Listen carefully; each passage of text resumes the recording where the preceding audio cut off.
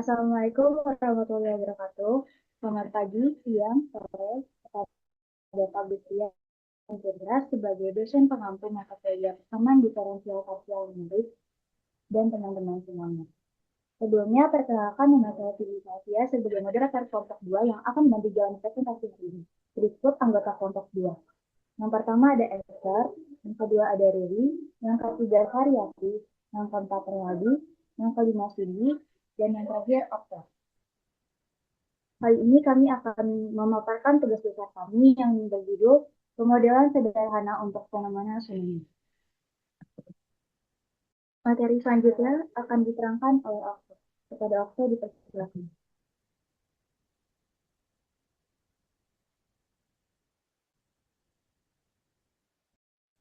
Latar belakang.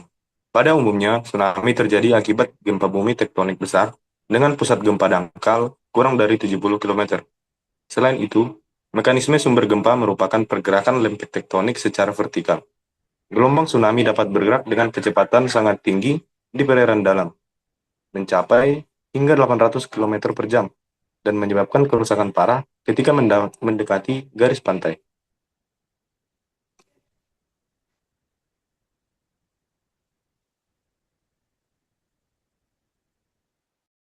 Mengapa penting dalam memodelkan tsunami?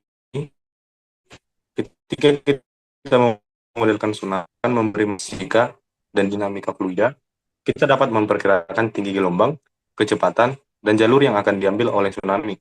Kemudian ada mitigasi risiko, di mana dengan pemodelan ini penting untuk mendukung sistem peringatan dini yang dapat mengurangi jumlah korban jiwa dan kerugian material yang diakibatkan oleh tsunami. Yang terakhir ada perencanaan evakuasi. Pemodelan sederhana dapat menjadi dasar bagi pemodelan yang lebih kompleks, serta memberikan gambaran awal yang diperlukan untuk mengidentifikasi daerah yang berisiko tinggi.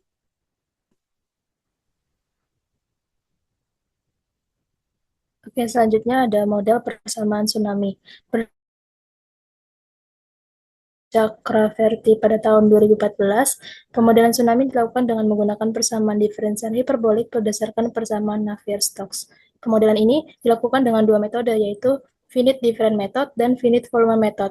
Namun, penelitian yang kami gunakan hanya fokus dengan pemodelan dengan FDM yang menghubungkan fungsi waktu dan spasial.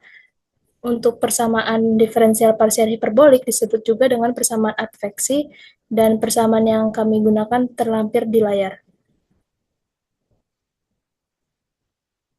Kemudian metodologi yang pertama yaitu the first upwind differencing method, yaitu adalah metode numerik sederhana yang digunakan untuk menyelesaikan persamaan diferensial parsial yang menggambarkan aliran satu arah, seperti propagasi gelombang tsunami. Metode ini menggunakan informasi dari titik sebelumnya atau upwind untuk memperkirakan nilai di titik berikutnya, sehingga cocok untuk simulasi yang memerlukan efisiensi komputasi. Metode ini dikenal stabil dalam kondisi aliran satu arah dengan kecepatan yang tetap dan mengurangi osilasi numerik yang sering terjadi pada metode lain. Namun, keakuratan metode ini terbatas pada kasus dengan arah aliran yang konsisten dan tidak cocok untuk situasi dengan gradien tajam atau perubahan arah aliran komputing semi-implisit yang menawarkan kestabilan dan akurasi tinggi untuk pemodelan tsunami. Metode ini menggunakan rata-rata antara waktu saat ini dan waktu berikutnya yang menjadikannya cocok untuk simulasi jangka panjang. Meski akurat, metode ini lebih kompleks dan membutuhkan lebih banyak daya komputasinya. Baik, selanjutnya adalah bagian hasil dan pembahasan. Di mana untuk bagian hasil dan pembahasan ini, kita untuk mencari angka poin. Yang pertama, yaitu solusi eksplisit, yang kedua solusi implisit, yang ketiga analisis kestabilan, dan yang keempat adalah simulasi numeriknya.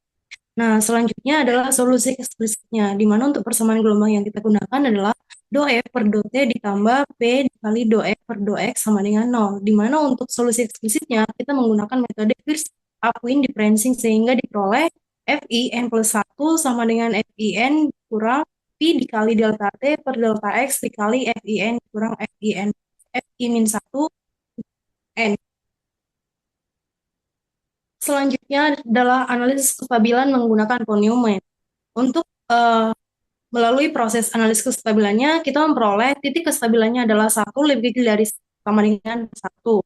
Selanjutnya adalah solusi implisit, di mana untuk solusi implisit kita menggunakan metode Crank-Nicolson sehingga diperoleh Fn plus 1 sama dengan Fn dikali 1 dikurang C dikali 2I sin theta per 1 ditambah C dikali 2I sin theta. Selanjutnya adalah analisis kestabilan menggunakan von Neumann.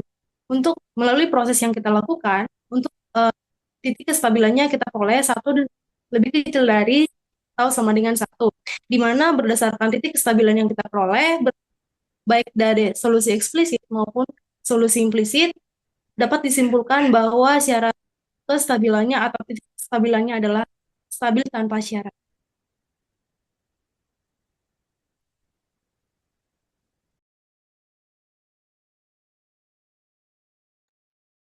Oke, berikutnya simulasi numerik solusi implisit dengan menggunakan Crank-Nicolson. Pada grafik ini menunjukkan solusi persamaan adveksi satu dimensi yang disimulasikan menggunakan metode Crank-Nicolson, di mana sumbu X merepresentasikan posisi spasial, sumbu T adalah waktu, dan sumbu vertikal Fx, T adalah nilai solusi. Karakteristik dari solusi ini adalah metode semi-implisit yang sehingga memiliki sifat stabilitas yang baik untuk persamaan diferensial parsial. Dengan memiliki pola grafik, propagasi gelombang yang halus dengan peluruhan kecil karena sifat numerik metode ini cenderung konservatif. Interpretasi fisiknya yaitu amplitudo awalnya adalah distribusi Gaussian. Saat waktu berjalan, distribusi ini bergeser ke kanan sesuai dengan kecepatan propagasi V sama dengan 1 tanpa deformasi yang signifikan.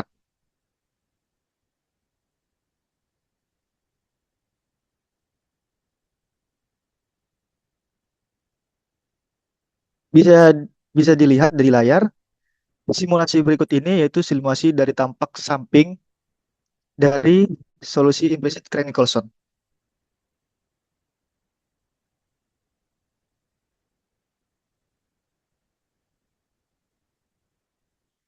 Lalu berikutnya ada simulasi numerik solusi eksplisit dengan menggunakan von Neumann.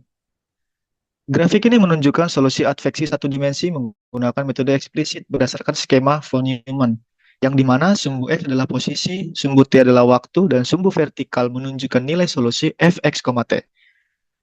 Karakteristik solusi tersebut memiliki rentan terhadap instabilitas numerik jika syarat CFL-nya alpha sama dengan V dt per dx tidak terpenuhi. Dalam grafik ini terlihat bahwa solusi menunjukkan osilasi besar pada posisi tertentu, yang dimana amplitudo gelombang tapi menjadi tidak fisik karena adanya overshoot dan undershoot pada nilai amplitudo. Interpretasi fisiknya memiliki pola gelombang bergerak ke arah kanan, tetapi terjadi deformasi yang signifikan karena metode ini tidak stabil secara numerik untuk parameter yang dipilih, dan amplitudo ini mengalami osilasi yang tidak wajar, yang menunjukkan kegagalan metode dalam mempertahankan fisikalisme masalah.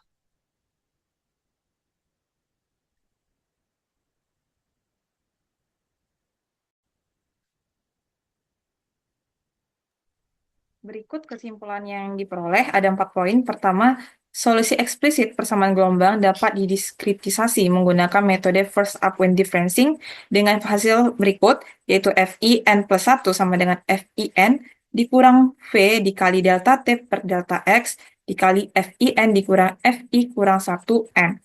Poin kedua merupakan metode first upwind differencing ternyata dapat diterapkan pada persamaan gelombang dengan menggunakan von Neumann. Diperoleh syarat kestabilan yaitu akar dari 1 kurang 2C tambah 2C kuadrat tambah 2C kali cos theta dikurang 2C kuadrat dikali cos theta kurang sama dengan 1. Poin ketiga, solusi implisit persamaan gelombang dapat didiskritisasi menggunakan metode Crank-Nicolson dengan hasil berikut, yaitu Fn plus 1 sama dengan Fn dikali 1 dikurang C kali 2I sin theta dibagi 1 tambah C dikali 2I sin theta. Dan poin keempat yaitu metode Crank-Nicolson dapat diterapkan pada persamaan gelombang dengan menggunakan von Neumann dengan diperoleh syarat kestabilan yaitu J sama dengan 1 kurang 2C dikali 1 tambah 2C per 1 kurang 2C kali 1 tambah 2C sama dengan 1, yaitu kurang sama dengan 1.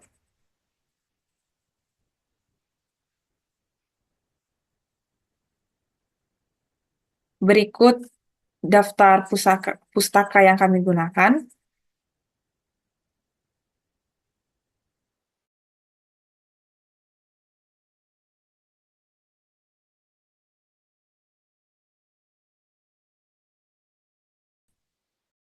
Selanjutnya kami akan menjawab pertanyaan-pertanyaan yang sudah ditulis oleh teman-teman di grup. Yang pertama itu dari kelompok 4. Pada analisis kestabilan diperoleh G sama dengan 1 kurang dari sama dengan 1. Berarti dapat disimpulkan bahwa metode Crank-Nicolson stabil tanpa syarat pada persamaan yang kalian gunakan. Yang kedua, dari kelompok 5, apakah nilai C pada analisis kestabilan mempengaruhi tingkat akurasi kestabilannya? Terus bagaimana sih cara menentukan nilai C yang pas atau baik supaya hasil simulasi numeriknya menggambarkan pergerakan gelombang yang stabil dan akurat? Yang ketiga, dari kelompok 6, dalam PPT disebutkan bahwa tsunami dapat bergerak dengan kecepatan hingga 800 km per jam di perairan dalam. Bagaimana hal ini mempengaruhi pemilihan parameter delta X dan delta T?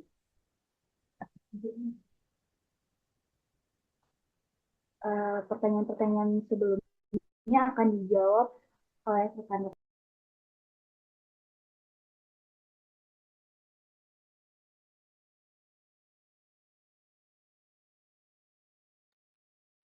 Baik, saya akan menjawab pertanyaan yang nomor 1, di mana untuk pada analisis pertanyaan dari kelompok 4, di mana untuk pada analisis kestabilan diperoleh G sama dengan 1 lebih kecil dari sama dengan 1. Benar, pernyataan bahwa G sama dengan 1 lebih kecil dari sama dengan 1 menunjukkan bahwa metode Crank-Nicolson stabil. Stabil pada persamaan T dikurang Pi dikali UX sama dengan 0 merupakan persamaan hiperbola. Namun, metode Crank-Nicolson tidak selalu stabil tanpa syarat untuk persamaan hiperbola. Metode Crank-Nicolson stabil tanpa syarat untuk persamaan parabolik saja. Iya, izin menjawab untuk pertanyaan dari kelompok 4, di mana apakah nilai C pada analisis kestabilan mempengaruhi tingkat akurasi kestabilannya? Terus bagaimana sih cara menentukan nilai C yang pas atau baik supaya hasil simulasi numeriknya menggambarkan pergerakan gelombang yang stabil dan akurat? Di sini nilai C itu tidak mempengaruhi tingkat akurasi kestabilan, melainkan hasil kestabilan yang akan mempengaruhi nilai C, di mana itu V kali delta T per delta X yang akan digunakan, di mana harus bernilai kurang dari sama dengan 1. Terima kasih.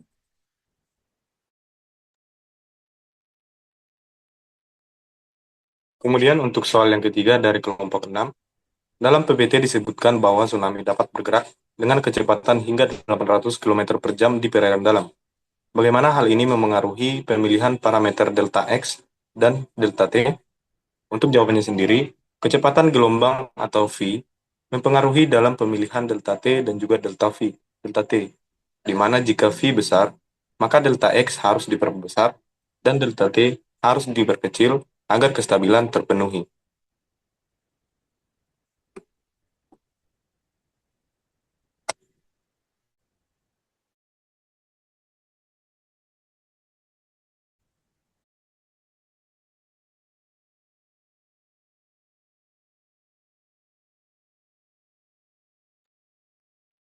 Selanjutnya ada pertanyaan keempat dari kelompok 1. Yang pertama, kenapa memilih metode Crank-Nicolson? Apakah sempat mencoba metode lain? Dan menurut kalian, apa kelebihan metode ini dibanding yang lain? Yang kedua, maksudnya first upwind differencing ini apa ya?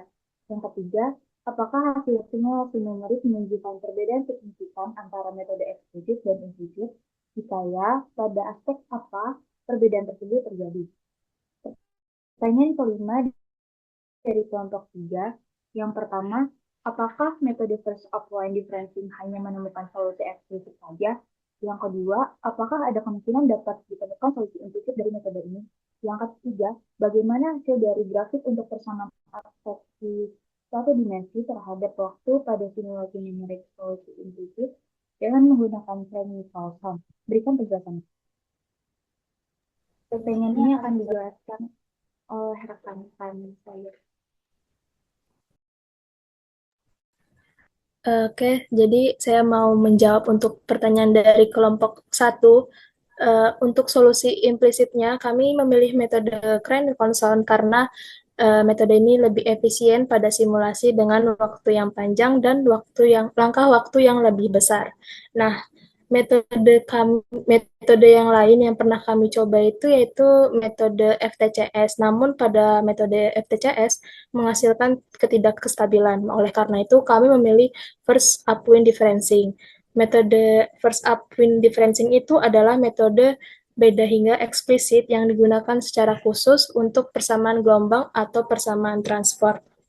Uh, apakah hasil simulasi numerik ini menunjukkan perbedaan signifikan antara metode eksplisit dan implisit? Jika iya, pada aspek apa perbedaan tersebut terjadi? Benar, jadi hasil simulasi numeriknya ini memiliki perbedaan yang itu yang pertama ada akurasi, di mana akurasi pada metode eksplisitnya itu lebih rendah jika langkah waktu metode eksplisitnya terlalu besar. Yang kedua, adaptasi, di mana metode eksplisitnya itu hanya dan tidak memerlukan solusi sistem persamaan linear, sedangkan metode implisit kita memerlukan penyelesaian sistem persamaan linear pada setiap langkah waktu. Terima kasih. Baik, selanjutnya izin menjawab untuk pertanyaan dari kelompok 3. Yang pertama, apakah metode first upwind differencing hanya menemukan solusi eksplisit saja? Metode first upwind differencing adalah metode eksplisit yang digunakan untuk menyelesaikan persamaan diferensial gelombang atau transport. Lalu pertanyaan yang kedua, apakah ada kemungkinan dapat ditemukan solusi implisit dari metode ini? Secara teori, first upwind differencing adalah metode solusi eksplisit dan tidak langsung bisa diubah menjadi solusi implisit. First upwind differencing bisa untuk menentukan solusi implisit dengan merumuskan kembali sistem. Namun, solusi implisit untuk persamaan gelombang dapat dicapai dengan metode yang berbeda, seperti metode Backward-Euler atau Crank-Nicolson.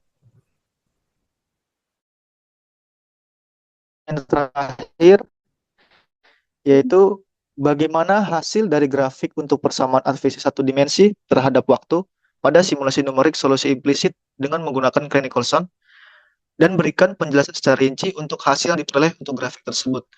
Baik, sumbu X yaitu merepresentasikan dari waktu, sumbu Y merepresentasikan dari posisi, dan sumbu Z merepresentasikan nilai Fx, T. Grafik tersebut menunjukkan bahwa solusi Fx, T mengalami pergerakan gelombang secara bertahap di sepanjang domain spasial X. Pada awal T kecil, distribusi nilai Fx, T sangat tajam di sekitar X tertentu di gelombang awal. Seiring waktu, T bertambah, dengan distribusi mulai bergerak ke kanan yang merupakan karakteristik dari adveksi sambil menyebar. Solusi terlihat halus tanpa osilasi yang tidak diinginkan, mengindikasikan metode Crank-Nicolson berhasil menjaga stabilitas.